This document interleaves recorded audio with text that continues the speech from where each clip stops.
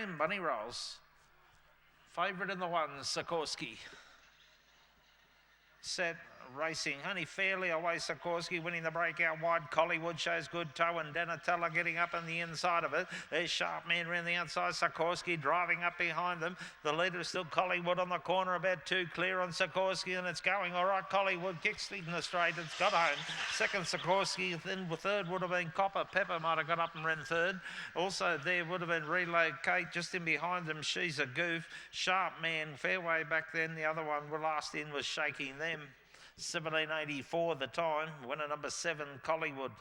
By Kilty Lad at a Corgi Griffo, owned by Colleen Wall and trained by Steve Cleary Manjurma. Second will go to the 1, Sikorsky. Barshabar at a Sheikah for Raymond Sims of Alabo. And third of the 5, Copper Pepper, Oaks Road Supreme Allegro, Paul Rowlands Grenfell. 7, 1, 5 and 2. 1784 the time. 2 lengths by 2 3/4.